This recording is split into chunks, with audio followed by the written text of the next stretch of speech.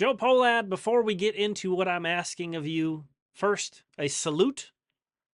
Big ups in your first year fronting the ownership group. Carlos Correa is signed to a $200 million contract. Pablo Lopez gets an extension as well. Guys getting paid legit money. The Twins break their playoff losing streak. Wow, what a way to get started for you as the front and center guy of the Twins ownership for your family. Congratulations. We appreciate you. We appreciate you. But you have an opportunity here to continue to break trends, break the mold, break narratives that have been around for a very long time. You're the streak breaker, right? You're the guy. Let's keep this thing going. Let's keep this thing going. I'm begging you. I'm begging you, man. This is the time. This is the time. You are going to get a huge return on investment on any additional dollar you spend on the 2024 payroll. I can damn near promise you that. This fan base is dying for something more here. I love the way things are shaping up. You know, I don't look at this team and I'm not doom and gloom. I love the way this team looks, but man, wow, did this market play out into your hands right now? And how good would this team look with one more big piece? And they're out there. They are out there, man. It's insane that we have guys reporting to spring training and these free agents are still floating around out there. Man, it's a business. It is a business. A lot of people don't like that, but it's a business. I understand that. I get it. But thinking about it from a business perspective, again, man, every dollar you spend is going to be a huge, huge return on investment. I promise you that. Again, we are out here dying to just fall head over heels for this baseball team. If you can keep this going, if you can keep this rolling, you are going to win baseball fans, Twins fans for life. You are going to convert a lot of people into Twins fans. If you can build off of this success of finally breaking that playoff losing streak and back that up with another playoff run, that is going to put some roots down into a lot of fans, and that they're going to be lifetime diehard Twins fans. That is on the table here. You know, the Timberwolves having a great year. Keep that in mind. They're coming for you. We all know NFL's king all the time, so those guys, even though the Vikings had a down year, there's competition there as well. The state of hockey, obviously, no matter what the Wild are up to, we always love our hockey. So you got to strike. You got to strike now. This is the time to do it. And you know what? You guys are in such a tremendous position to take advantage of what the market has done. It's insane. It's amazing that this opportunity presents itself. And you guys, you don't have to put yourself beyond a comfort level that you've been. The payroll last year was $159 million. It is projecting right now to be $124 million. That is a $35 million difference between what the payroll was last year, which you were comfortable with, and what the payroll is projected to be this coming season. $35 million. That is a big money, big time playa on the free agent market that you guys could go out and get. That is a Cody Bellinger, a Blake Snell, a Jordan Montgomery. Insane. It would be insane to add one of those guys. These guys also fit so well into everything else that's going on, into your needs of the team right now. It really does feel like perfectly that this opportunity has presented itself to the Minnesota Twins this offseason. Take advantage of it, man. Take advantage of it. This stuff, you're going to kick yourself.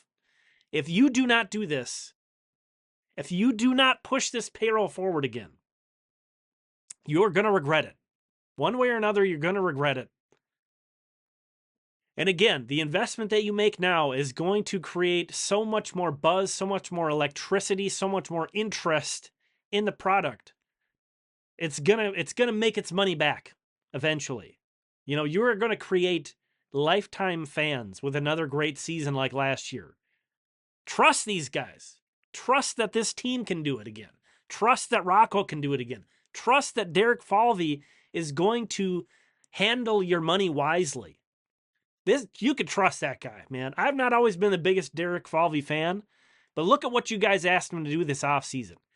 He tied his arm behind his back, and he still had to try to address some of the needs of the teams, and he went out and got the job done in terms of addressing needs. Now, this hasn't been a good offseason because he has had nothing to work with. Nothing. And he's still managed to wiggle around that and find ways to improve the team around the margins, get creative on some things. Free agency, it's tough. I understand why that's not usually the way the Minnesota Twins go about things, because there's a lot of bad money spent in free agency. That's a thing. But Derek Falvey has shown that he is very trustworthy with your money. Trust this guy. Trust this guy. Do it for Falvey. Do it for the team. Do it for us.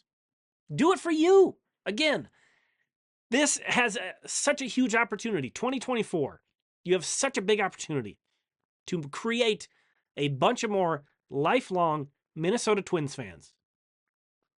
Get it done. Get it done. Make it rain, Joe. Get it done. We're out here waiting. We're out here waiting. I started watching this team in the late 90s, early 2000s, and so for me to see the Twins on a nice run of being kind of middle of the road, league average in payroll, signing a guy to a $200 million contract, like I couldn't have imagined that at that time. That was insane. The Twins were always at or right around the dead last in the league in payroll. So I'm not one of these people that's, cheap Pohlad left and right. I don't think that is a valid complaint for the most part. But I will say this.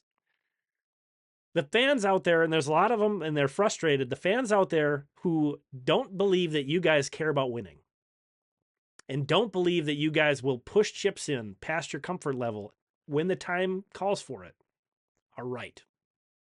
Prove them wrong. Prove them wrong. Not even asking for much. Not even asking for much. Just asking to get back to 2023 levels.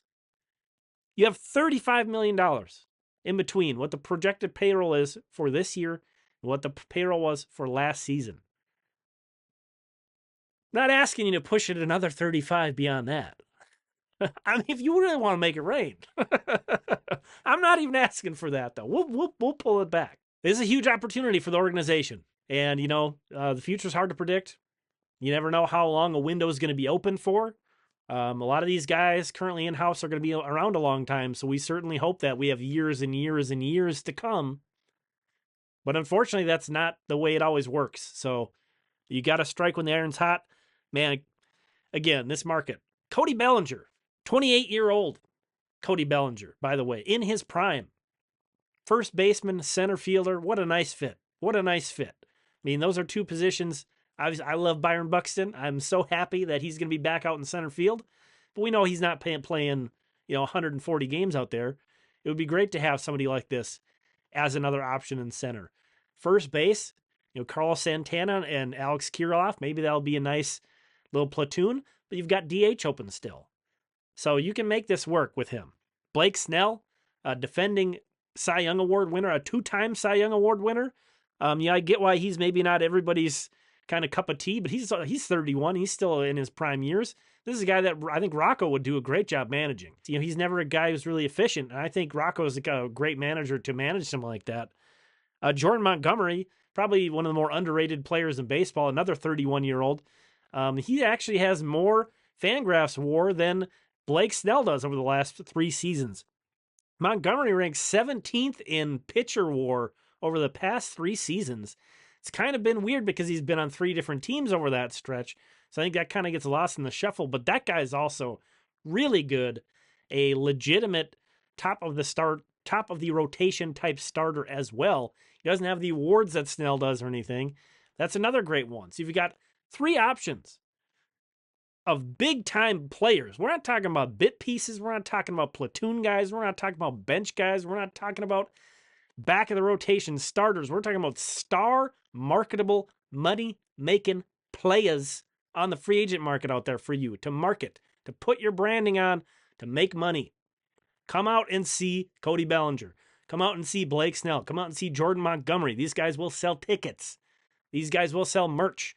These guys make the product more marketable. Again, Joe, off to a good start. I mean, could it have gone any better? It's hard to, it would be unfair to expect it to have gone much better last year. Tremendous start being at the front of the ownership group. We appreciate you. I feel like things were pushed beyond the usual level that we're used to seeing around here last year, and that was amazing. And look what you got out of it. Look at what the result was. Just imagine getting back to that level. What could be to come? Think about it, Joe.